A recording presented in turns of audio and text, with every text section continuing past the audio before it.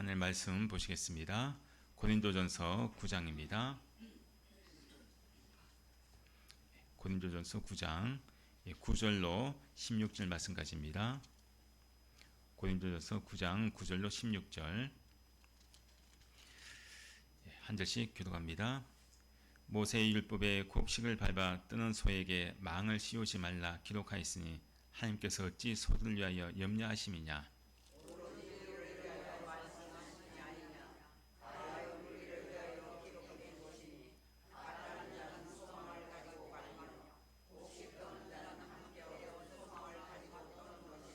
우리가 너희에게 신령한 것을 뿌렸은즉 너희 육체인 것을 거두기도 과다하겠느냐.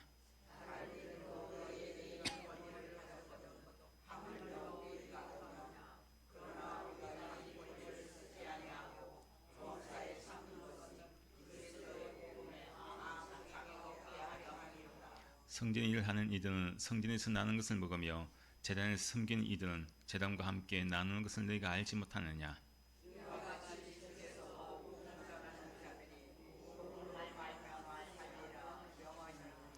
그러나 내가 이것을 하나도 쓰지 아니하였고 또 이 말을 쓰는 것은 내게 이같이 하여 달라는 것이 아니라 내가 차라리 죽을지언정 누구든지 내 자랑하는 것을 헛된 대로 돌리지 못하게 하리라.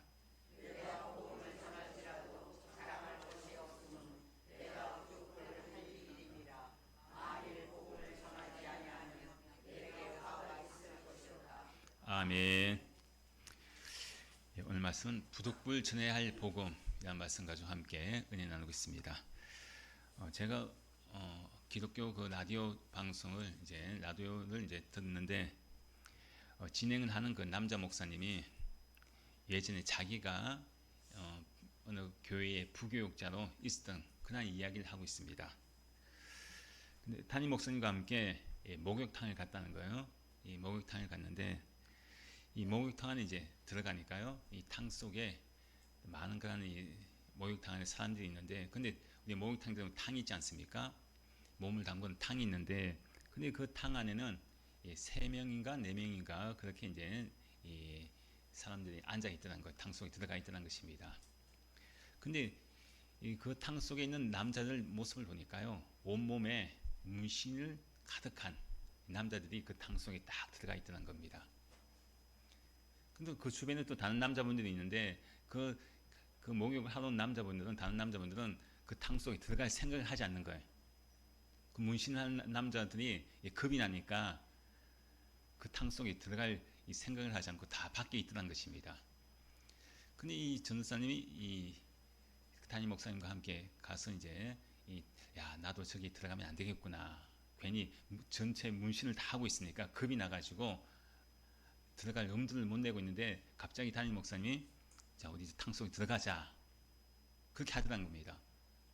겁이 나는데 아유, 저 사람들이 있는데 어쩌면 막 얼굴도 험악하게 생겼죠. 온몸이 문신을 하고 있죠. 그러니까 야, 저기 들어가기 싫은데 마음속으로는 막 들어가기 싫고 또 겁이 나기도 하고 무섭기도 합니다.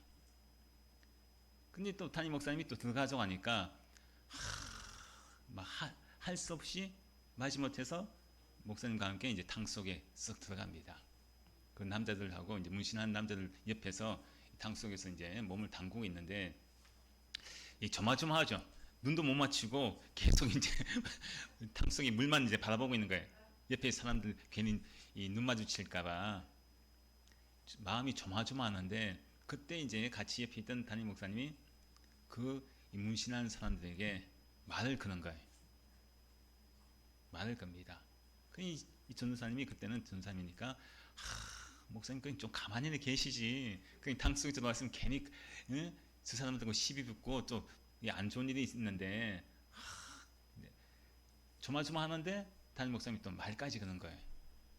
근데 그 담임 목사님이 그 옆에 있는 문신하는 사람들에게 말을 거는데 뭐라고 하는가 하면은 혹시 교회 다니십니까? 교회 다니십니까? 하고 묻는 것이죠. 그 전사는 또 조마조마한 거예요.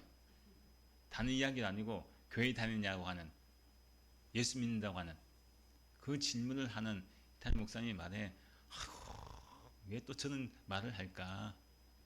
그냥 가만히 계시면 된대. 그게 근데 이제 목사님이 그 사람들에게 이제 교회 다니십니까? 예수 믿습니까? 하고 이제 묻는 것이죠. 그래서 이제 그 옆에 있는 이 함께 있던 그 문신한 사람들 중에 한 사람이 대답을 합니다. 예, 저 옛날에 교회 다녔어요. 옛날에는 교회 다니는데 지금은 안 다녀요. 하고 그렇게 이야기하더라는 것입니다. 그래서 목사님이 아 그러냐고. 그럼 혹시 지금 혹시 교회 다닐 마음이 없냐고. 그러니까 아, 다닐 마음이 있다는 거예요. 교회 다닐 마음이 있습니다. 아 그래요?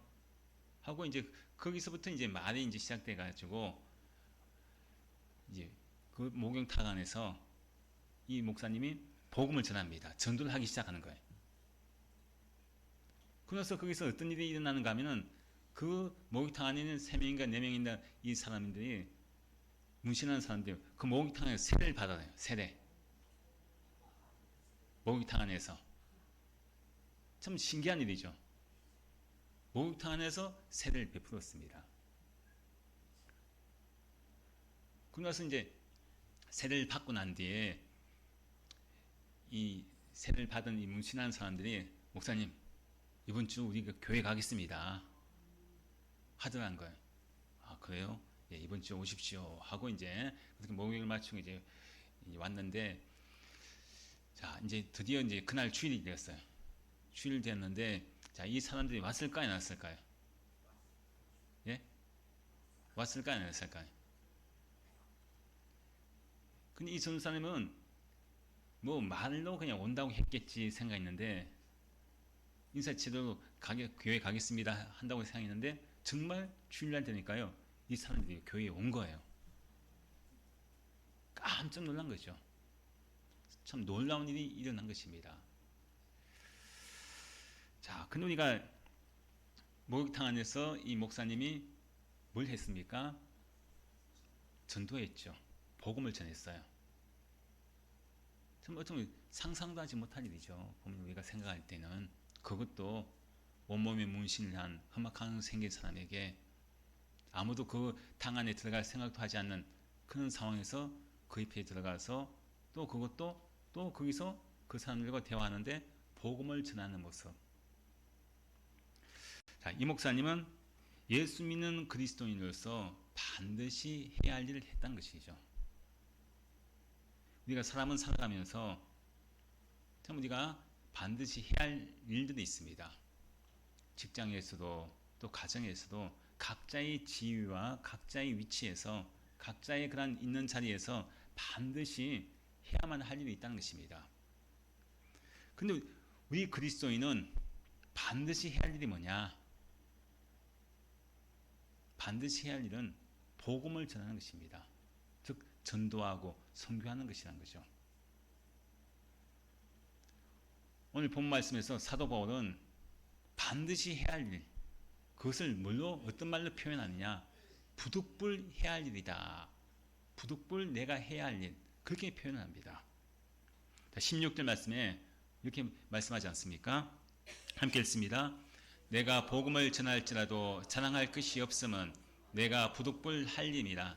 만일 복음을 전하지 않으면 내게 화가 있을 것이로다. 자, 사도 바울이 지금 내가 부득불 해야 할 일이 있다. 내가 부득불도 해야 할 그런 사람이다. 근데 사도 바울이 부득불 뭘 해야 한다고 이야기합니까? 반드시 나는 이것을 해야 한다. 뭘 해야 한다는 것일까요? 부득불 할 일이? 그렇죠. 내가 복음을 전하는 것. 내가 복음을 전하는 것. 이것은 반드시, 즉 부득불 내가 할 일이다. 그렇게 이야기를 합니다. 왜 그러냐?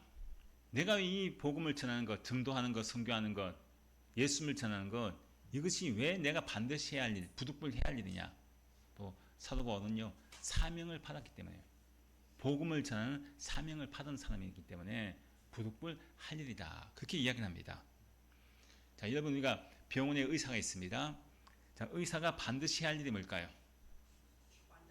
그죠? 환자를 아픈 사람을 치료해주고 고쳐주고 생명을 살리는 그런 일이 반드시 해야 할 일입니다. 즉 부득불 해야 할 일이라는 거죠. 의사의 위치에서 의사의 그 자리에서 반드시 해야 할 일은 바로 생명을 살리고 고치고 그 사람을 돌봐주는 것. 그것이 의사로서의 그런 사명입니다. 만약에 의사가 병원에 있으면서도 아픈 사람이 왔는데 고쳐주지도 않고 죽을 위기에 있는 사람, 그 사람을 돌봐주지 않고 살리지 않고, 자, 그렇다면은 그 사람은 의사가 아니죠.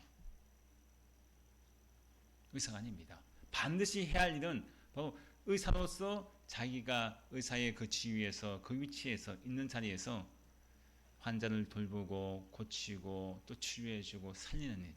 그것이 의사가 부득불 해야 할 일, 반드시 해야 할 일입니다. 마찬가지로 사도 바울이 지금 그 이야기를 하는 거예요. 나는 사명을 받은 사람이다. 어떤 사명? 복음을 전하는 사명. 그 17절, 그 뒤에 17절 말씀은 나는 사명을 받았노라. 그렇게 고백하거든요. 나는 사명을 받았노라. 자기는 사명을 받았다는 거예요. 예수님께부터 난 사명을 받았다. 어떤 사명? 복음을 전하는 자의 사명. 그 사명을 나는 받은 사람이다. 그렇게 이야기를 합니다. 근데 오늘 말씀을 쭉 보면요. 오늘 함께 읽던 말씀 중에서 이 당시에 복음을 전하는 사명을 받은 사역자는요. 오늘날로 말하면은 교회에서 사례비를 받았습니다. 사례비를. 사도 바울 또한 자기도 나는 당연히 사례비를 받을 권리가 있다. 왜?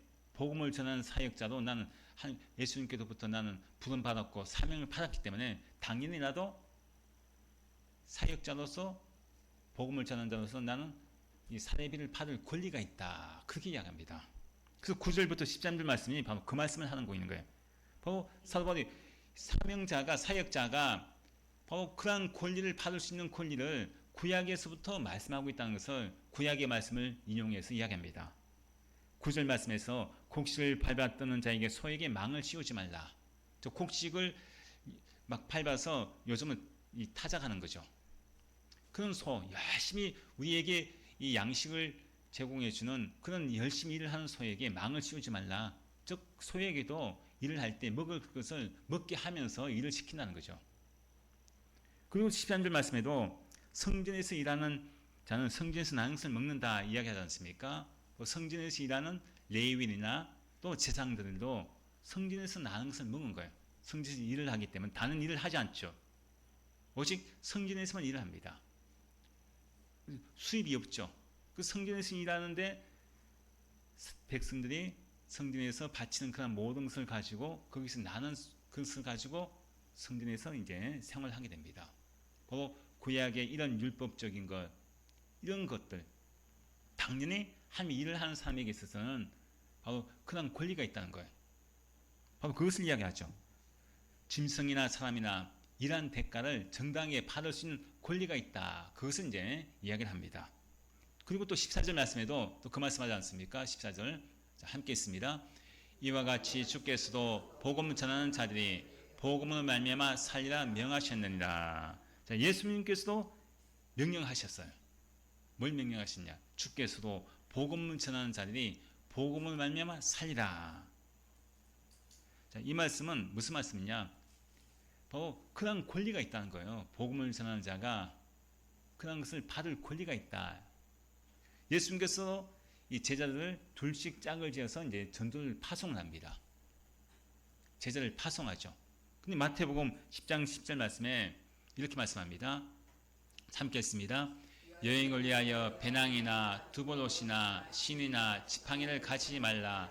이는 일꾼이 자기의 먹을 것 받는 것이 마땅함이라. 자, 제자들을 전도를 파송하면서 뭐라고 합니까? 일꾼이 자기의 먹을 것 받는 것이 마땅하다. 제자들이 복음 전하는 데 있어 그 복음 전하는 데 다니는 데마다 그렇게 공급받는 것, 음식이나 이런 모든 것을 공급받는 것, 이것은 마땅하다. 자, 예수님께서도 말씀하시죠. 권리라는 거예요. 복음을 전하는 자에게 있어서 그것을 대접받는 것이 권리라는 것이죠. 당연한 것입니다. 일한 대가를 받는 것, 당연하다. 그게 예수님께서 말씀하십니다. 자, 그런데 이 사도 바울이 이렇게 자기는 복음의 사역자로서 예수님의 복음을 전하는 사역자로서 마땅한 그런 권리가 있는데, 근데 오늘 말씀을 보면은 뭐라고 하느냐? 12절 말씀에 15절 말씀에 그 말씀하죠. 함께 읽습니다. 다른 이들도 너에게 이런 권리를 가졌거든 하물며 우리일까 보냐. 자, 여기서 다른 사람들 사역자들이 복음을 전하는 사역자들이 이런 권리를 가집니다. 자, 이런 그러한 사례비를 이런 대가를 받을 수 있는 권리가 있다. 하물며 우리일까 보냐. 우리도 당연히 그런 권리가 있다. 그렇게 말씀하죠. 사도 바울도 이런 대접을 받을 이런 대가를 받을 권리가 있다는 것을 이야기합니다. 근데 사도 바울이 이런 권리가 있는데 근데 뭐라고 합니까? 그 뒤에 말씀에 그러나 우리가 뭐라고 합니까? 이 권리를 쓰지 아니하고 나는 이 권리를 나 사용 안 하겠다. 나 이 권리를 난 안 받겠다는 거예요. 그러고 나서 범사의 참능성 그리스도의 복음에 아무 장애가 없게 하게 함이로다.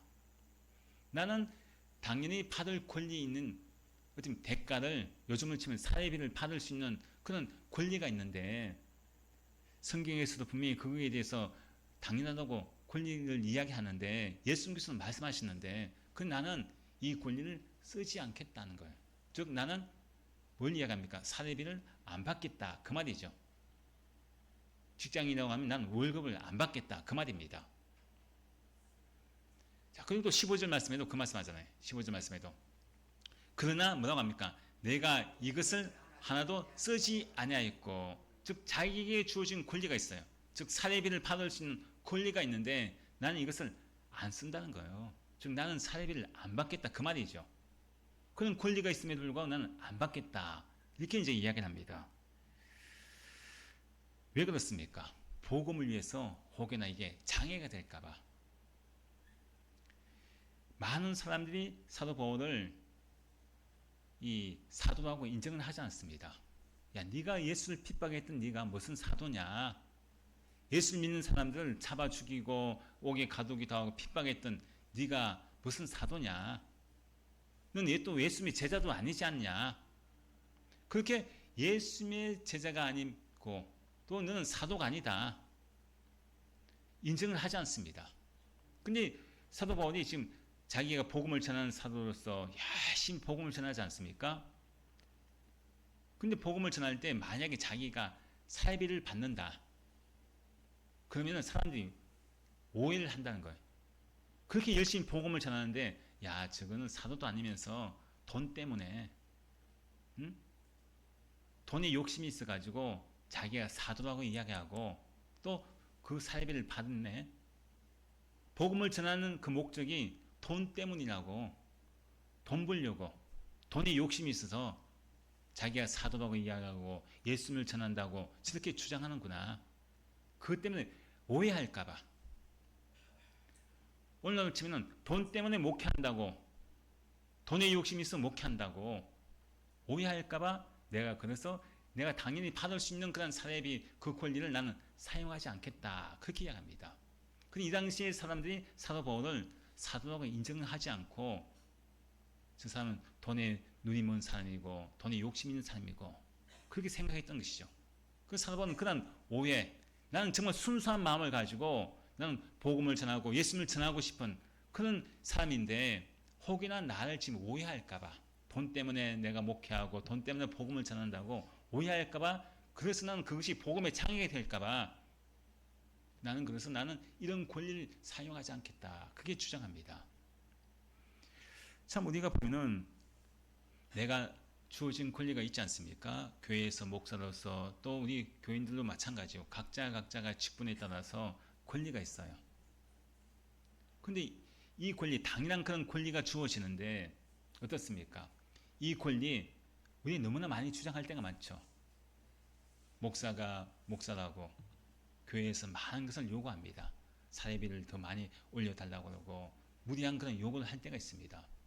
아파트 더 큰 평수를 해달라. 또 좋은 차를 또 업그레이드 해달라. 여러 가지 많은 그런 부당한 사실 보면은 그런 요구를 하는 그런 이 잘못된 그런 모습들도 있죠. 왜?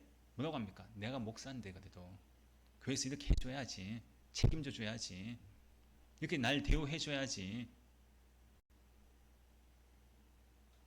꼭 목회자뿐만 아니라 교회 안에서만 내가 장로인데 장로 대접을 왜 안 해줘? 내가 권사인데 나 왜 권사 대접 안 해줘? 자기의 권리를 막 자꾸 주장합니다. 사실 오늘 말씀을 통해서 목회자가 당연히 사례비를 받는 거 이건 당연한데 이건 권리 당연하다고 이야기합니다. 하지만은 그게 목적이 되어서는 안 되죠. 돈을 벌기 위한 목적으로 목회를 해서는 안 되고 물질이 목적이 돼서 목회를 해서는 안 되는 것이죠. 교회도 마찬가지로 우리 모든 수는 마찬가지입니다. 내 유익을 위해서 내가 그것이 목적이 되어서 신앙생활을 해서는 안 됩니다. 혹여나 내 권리가 그것이 복음의 장애가 된다고 한다면 사도 바울처럼 과감하게 그 권리를 포기할 수 있는 그런 모습이 진정한 복음을 전하는 자의 그리스도인의 모습이다. 그렇게 이야기할 수 있습니다. 바로 지금 사도 바울이 지금 그것을 이야기하는 거예요. 자기를 지금 오해하고 있는 사람들에게 자기가 사례비를 받게 되면은 야 저거 사도 바울 저거 돈 벌려고 돈 때문에 욕심이 있어 복음을 전한다고 하는구나. 복음이 목적이 아니라 돈 때문에 저는 사역을 하는구나. 그건 오해가 될까봐 복음을 전하는데 지장이 될까봐 그래서 지금 이 말씀을 하고 있는 겁니다. 내가 이 권리를 사용하지 않겠다. 참 이 권리를 사용하지 않는다는 것은요. 사실은 자기 자신을 내려놓는 것 아니겠습니까? 이거 쉽지 않습니다. 자기 권리를 내려놓는다. 얼마나 자기가 받을 수 있는 권리를 내려놓는다. 쉽지 않죠. 요즘 보십시오. 국회에서 국회의원들 불체포 이 국회의원들은 좀 체포당하지 않죠. 죄를 지어도. 근데 아무도 말은 그걸 없애자고 하는데 국회에서 통과가 안 됩니다. 왜 그래요? 자기 권리를 안 내려놓고 싶은 거예요. 국회의원 수 줄이자 해도 또 안 줄이려고 하죠. 밖으로 싸움하지 않습니까? 이것이 많은 그런 자기에게 주어진 권리를요 어떻게 더 늘리려고 하지 줄이려고는 하지 않습니다. 좀 자기의 권리를 내놓는다는 건 쉽지 않죠. 그건 우리 그리스도인이 어떻습니까?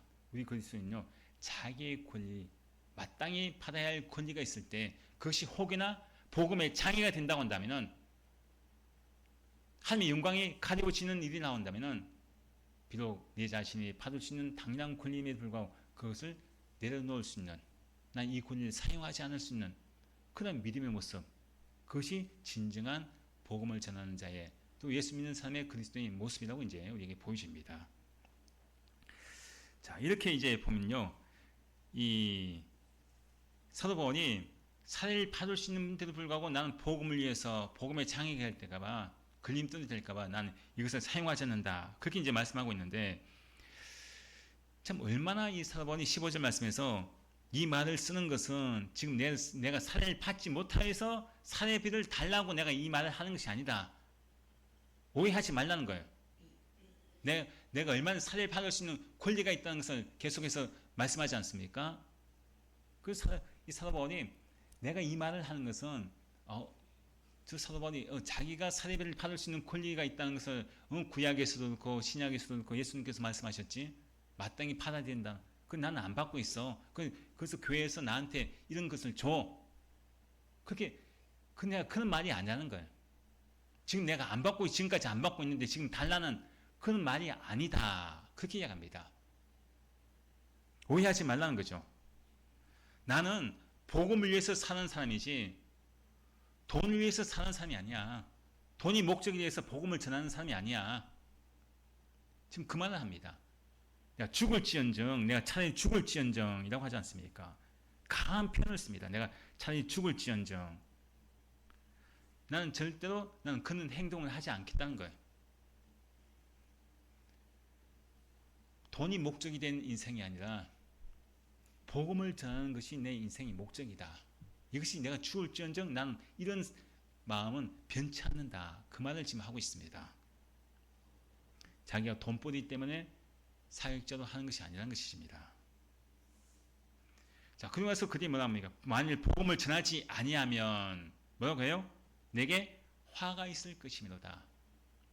자, 복음을 전하지 않으면은 사도 바울은 예수님께로부터 받은 사명이 있습니다.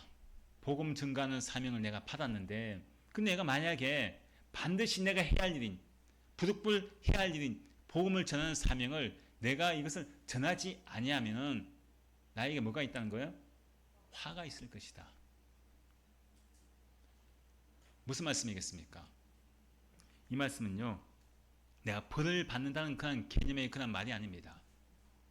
화가 있을 것이라는 것은요, 그만큼 나에게는 반드시 부득불 해야 할 일, 복음을 전해야 할 사명, 그 책임감에 대해서 이야기하는 거예요. 책임감. 얼마나 그 책임감이 가면은 나는 정말 내가 이 복음, 예수님을 전하지 않으면은 정말 나는 이런 벌을 받아도 난 마땅해. 그런 말이죠. 그만큼 복음에 대한 열정이 강한 그런 사도 바울의 모습입니다. 혹여나 우리의 모습에서는 이런 모습은 없습니까? 내가 정말 난 복음 안 전하면은 나한테 화가 있을 거야, 나는. 이런 열정은 없습니까? 난 정말 내가 복음을 전하지 않으면은 난 어떤 벌을 받아도 난 마땅해. 내가 하나님께로부터 받은 은혜가, 예수님께 받은 은혜가 내가 얼마나 큰데, 그 예수 그리스도의 십자가의 사랑이 나에게 준 사랑이 얼마나 큰데, 내가 이 예수님을 십자가에서 그 예수님을 내가 전하지 않으면, 즉 복음을 전하지 않으면 난 정말 죽음 마땅해. 우리 그런 말 하잖아요. 어떤 사람이 나한테 큰 은혜를 베풀어 줍니다. 어떻게 내가 빚진 자죠. 근데 우리가 어떻게 합니까? 어떤 말을 합니까? 야, 정말 내가 네가 날 살려줬으니까, 당신이 날 살려줬으니까, 내가 만약에 이 은혜 있으면 난 사람도 아니야. 난 정말 짐승나도 못한 사람이지 그러면. 그런 말 하잖아요. 그 사도 바울이 지금 그 말을 하고 있는 거예요. 내가 반드시 해야 할 일, 부득불 해야 할 일, 그것이 복음 전하는 것인데, 예수를 만나고 내 인생이 이렇게 변화되고, 예수님 때문에 내가 구원받고, 예수님 인해서 내가 거룩해지고, 내 모든 죄가 사함받은 이 은혜를 받은 내가, 그 예수님으로 인해서 받은 은혜가 이게 얼마나 크고 사랑이 얼마나 큰데, 내가 이 복음을 전하지 않는다? 그럼 나는 이 화가 나한테 어떤 벌을 내야 된다고 나는 마땅한 거야, 그거는. 여러분들, 바로 사도 바울이 받은 그 사명은 바로 목회자인 저뿐만 아니라 여러분 각자가 예수 믿는 사람은요 다 사명을 받은 사람입니다. 복음의 사명자로서 우리는 복음을 전하는 자로 반드시 해야 할 일, 복음의 증인으로서 저 여러분은 바로 사도 바울 같은 사람이란 거죠. 근데 우리가 이런 마음이 있습니까? 내가 복음을 전하지 않으면 내게 화가 있을 것이라고 하는 그런 마음이 있습니까? 복음은요 목회자만 전하는 것이 아닙니다. 예수 믿는 모든 사람이, 예수님께서 말씀하지 않았습니까? 너희가 나를 믿는 자는 반드시 다 복음의 증인이라고. 각자 여러분들 각자는요 사도 바울 같은 사람입니다. 사명자라는 거죠. 복음을 받은 사명자. 우리 마음에 과연 복음을 전하자면 나에게 화가 있을 것이라고 하는 그런 열정, 복음을 전가하고자 하는, 전도하고자 하는 그런 열정이 우리 마음에 불같이 일어나냐 이것입니다. 바로 16절 말씀 보면요 구약 성경에 에레미야 선지자를 보는 것 같습니다. 에레미야 선지자.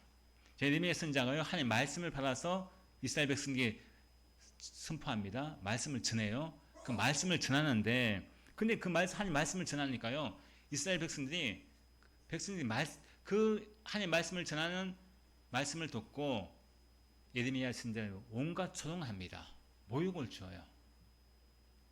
그 온갖 그냥 이 복음을 전하면서 모욕당하고 또 조롱을 당하니까, 자 복음을 전하는 사람으로서, 하나님 말씀을 전하는 사람으로서 여러분들 마음이 어떨까요?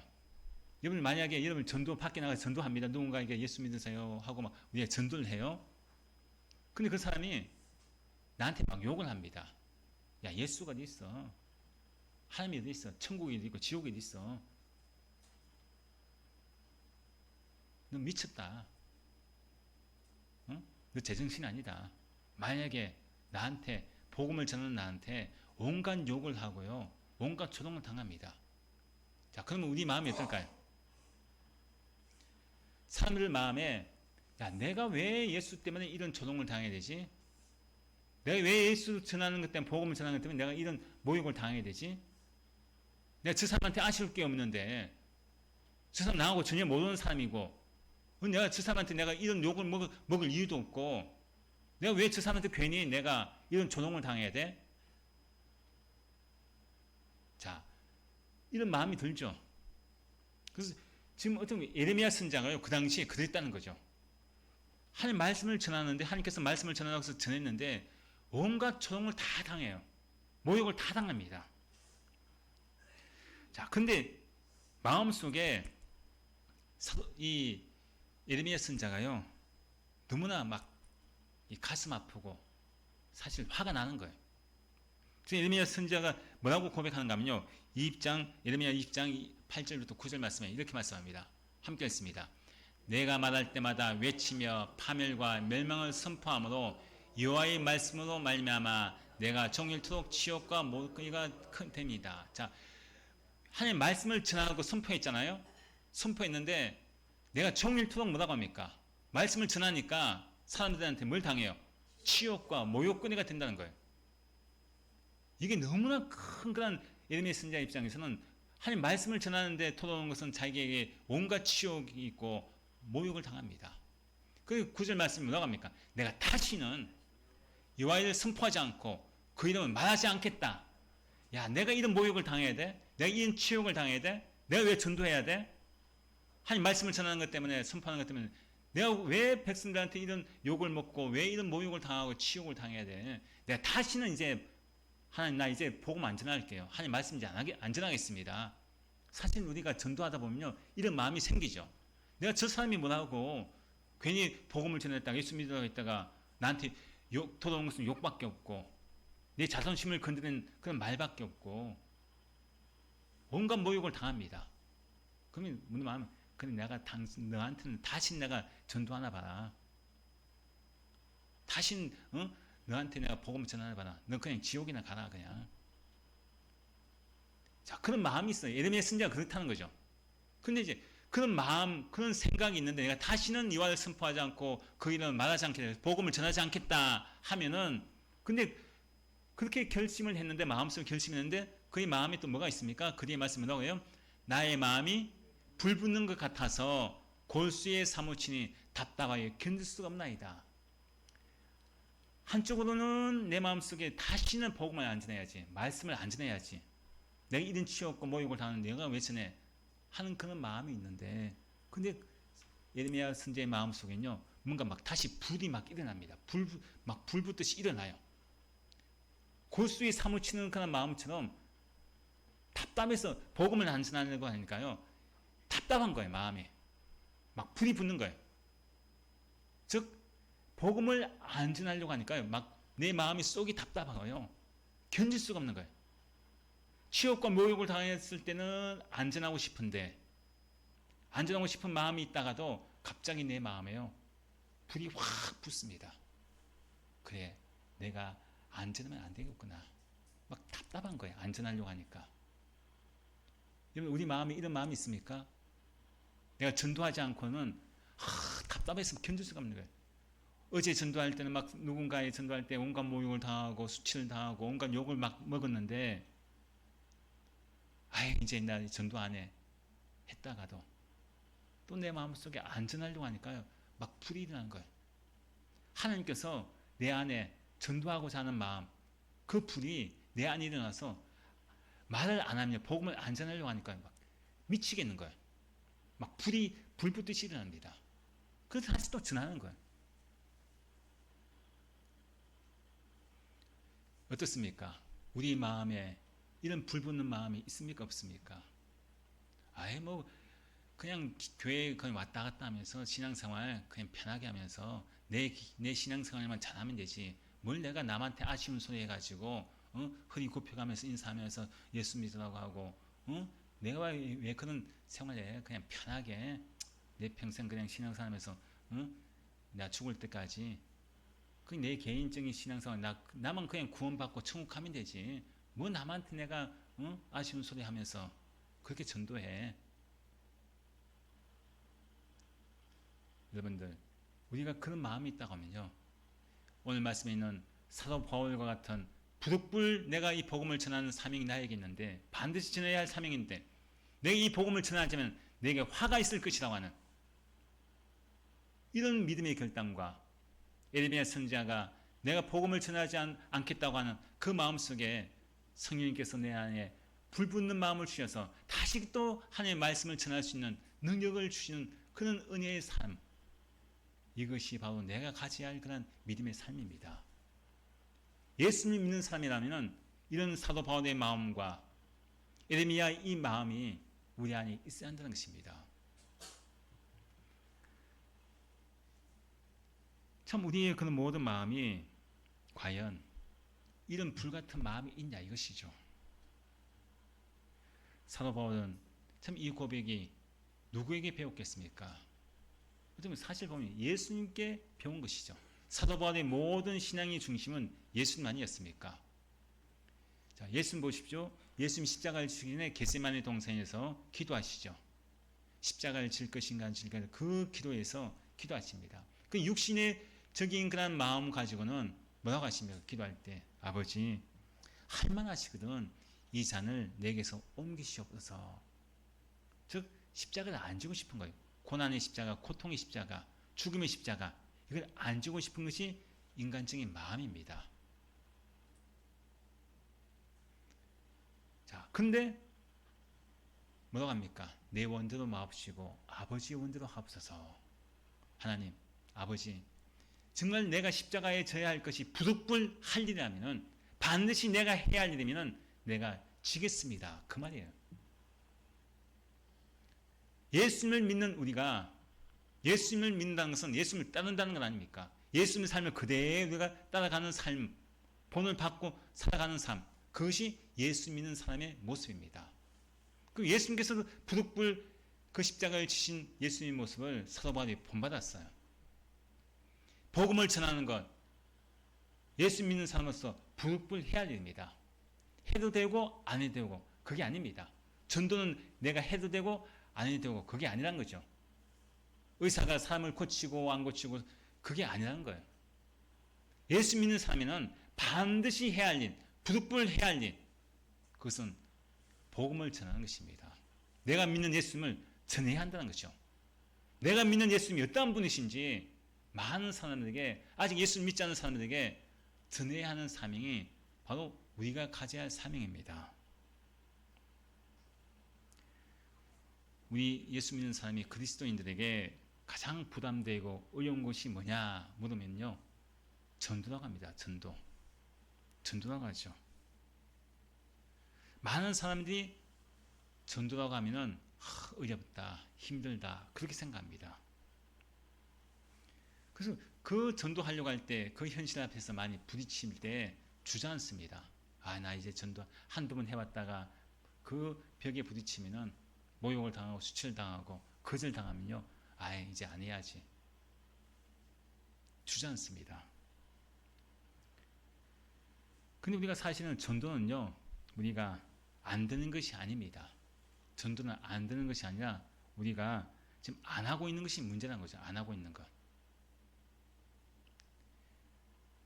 사도는 보십시오. 복음을 전할 때 부득불 해야 할 일, 반드시 해야 할 일, 복음을 전할 때 지금 미쳤네? 미쳤어? 옛날에는 예수를 믿는 사람을 잡아 죽이고 핍박했던 저게 이제는 오히려 예수를 전하네? 완전히 미쳤구나. 십자가에서 죽은 그 예수를 그가 부활했다고 증거하고 그 예수를 만났다고 하고 저 미쳤네 미쳤어. 미쳤다는 소리까지 들으면서도 그는 복음을 전할 수 없는 좀 복음을 전할 수밖에 없는 그런 강권적인 은혜 속에서 그는 살았습니다. 저희 여러분은 과연 어떤 삶을 사십니까? 부득불 전해야 할 복음을 우리가 전하고 있습니까? 여러분 잘 아는 박정희 대통령이 대통령 시절에 자기 아들 박지만이죠. 육군 사관학교에 이제 입학이 됩니다. 들어갔는데 근데 박지만 이 아들이 술 먹고 참으로 이제 이 아버지의 마음에 들지 않게 그게 술도 마시고 참 이렇게 좋지 못한 그런 행동을 보입니다. 근데 이제 그게 노병천 소위라고 있습니다. 이 박지만보다 좀 더 높은 그런 이 생도인 이 노병천 소위가 있는데, 근데 노병천 소위가 이 박지만을 어떤 선배로서 잘 잡아준 거예요. 막 때리면서까지 막 그 올바른 길로 인도하고 교회로 데리고 가고 그렇게 했습니다. 그 노병천 소위가 이제 이 나중에 박정희 대통령한테 부름을 받아요. 그가 임관하고 난 뒤에 부름을 받습니다. 왜냐하면 자기 아들을, 망나니 같은 자기 아들을 너무나 잘 올바른 길을 인도해 줬다고, 고맙다고 밥 한 끼를 이제 대접하면서 그 고마움을 표현합니다. 그래서 이제 또 이 노병천 소위에게 이야기하죠. 정말 자네 참 고맙네. 네 아들 잘 이렇게 돌봐주고 잘 이렇게 교육시켜서 고맙네 하고 이제 이야기하면서 자네의 소원 내가 한 가지 들어주는데 뭐든지 이야기해보라는 거예요. 내가 다 들어주겠다고. 그래서 이 노병천 소위가 이야기합니다. 각하 꼭 예수님 믿으셔야 합니다. 근데 그 이야기를 듣는 이 대통령이, 박정희 대통령이 그냥 시웃기만 합니다. 그래서 이 노병천 소위가 다시는 또 이런 기회가 없을까봐 더 크게 이야기합니다. 각하, 언제까지 대통령은 하실 수 없습니다. 하나님께서 오늘 영혼을 데려가시면 어떻게 하시겠습니까? 각하, 꼭 예수님 믿으십시오. 참 순간 이 대통령 주위에 있는 경호원들도 있잖아요. 순간 분위기가 싸해집니다. 아니 그 당시에 정말 감히 박정희 대통령한테 두 번씩이나 막 예수 믿는 소리를 그 앞에서 하니까요. 분위기가 싸해집니다. 얼어붙었죠. 근데 그 이야기를 듣고 나서 박정희 대통령이 잠시 고민하더만은, 그래 내가 대통령 마치면은 꼭 교회에 나가겠네. 그렇게 대답을 했습니다. 근데 그 뒤로 3개월 뒤에 그가 총격을 받고 죽지 않습니까? 참 영원히 그 예수 믿을 수 있는 기회를 놓쳐버리고 말이죠. 기회라는 것은요, 나에게 주어졌을 때 그것이 기회입니다. 구원받을 기회, 은혜 받을 기회. 영원하지 않다는 거죠. 나에게 구원받을 수 있는, 예수 믿을 수 있는 기회가 왔을 때 그 기회를 놓치지 않는 것이 은혜입니다. 구세군을 창시한 우리가 잘 알고 있는 영국의 윌리엄 부스가 있습니다. 구세군 아시죠? 근데 그가 1904년에 이 국왕이었던 에드워드 7세로부터 이런 질문을 받습니다. 당신 어떻게 그렇게 큰 엄청난 일을 할 수 있었습니까? 하고 이야기하죠. 그래서 이 윌리엄 부스가 이야기합니다. 이 일은 제가 하고 있는 것이 아닙니다. 구원받을 영혼들만 바라보면 제 가슴에 불이 일어납니다. 즉 예레미야 선지자의 말과 같죠. 구원받을 영혼들, 아직 구원받지 못한 사람들 보면요, 내 마음에 막 가슴에 불이 일어난다는 거예요. 저 사람 구원받아야 되는데 안타까운 마음이 있죠. 하나님께서 이 불을 제 심령에 담아주셨습니다. 하나님이 담으신 이 구령의 불길이 친히 하는 일들입니다. 참 우리 마음속에 에레미야와 같은, 아니면 윌리엄 부스 같은 이런 복음을 증거하는 그런 불길이 있습니까? 뜨거운 마음이 있습니까? 아까 말씀드린 것처럼 그냥 뭐 나 죽을 때까지 그냥 교회만 왔다 갔다 하고 내 신앙생활만 잘하면 되지, 내 믿음 생활을 잘하면 되지, 내가 누구를 전도해, 그냥 혹시 차갑고 냉랭한 마음 가지고 이런 모습을 살지 않습니까? 예수님 보실 때 내가 너희에게 반드시 해야 할 일, 부득불 해야 할 일, 복음 증가하는 사명을 내가 땅끝이 복음을 증가하고 복음의 증인되라고 그렇게 이야기했건만 너는 왜 부득불 해야 할 일, 복음을 증가하는 것을 왜 하지 않느냐? 네 심령 가운데 왜 그런 뜨거운 불이, 예수 믿지 않는 사람을 보면은 그 영혼을 볼 때 그 마음에 불이 붙는 마음, 저 영혼을 구원해야 되겠다는, 예수님을 증거해서 그 심령 예수 믿게 해서 복음을 전해서 그 심령에게 복음을 전하려고 하는 그런 뜨거운 그런 불이 왜 너에게 없느냐? 혹시 나에게 책망하시는 그런 소리는 들리지 않습니까?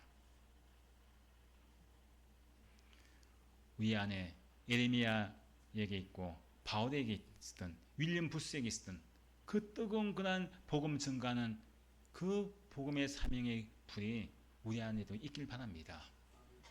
그래서 이번 추수감사절 특별히 이제 한 달여 남았는데 저희 여러분이 정말 내가 믿지 않는 가족이나 아니면 주변에 믿지 않는 사랑하는 사람들, 이웃들 그 심령을 바라볼 때 불이 붙어야 됩니다.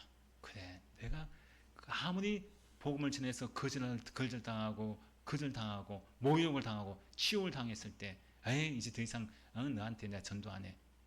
그것이 아닙니다. 그래도 불구하고 내 안에 뜨거운 불이 붙어서 그래 너 지옥 가면 안 돼. 멸망당하면 안 돼. 예수 믿어서 구원받아야지. 끝까지 뜨거운 그런 불을 내 안에 품어서 우리 모두가 이번 추수감사대 많은 그런 영혼이 구원받고 많은 그런 추수의 열매가 맺어진 귀한 은혜의 복된 추수감사들이 좀 축원드립니다.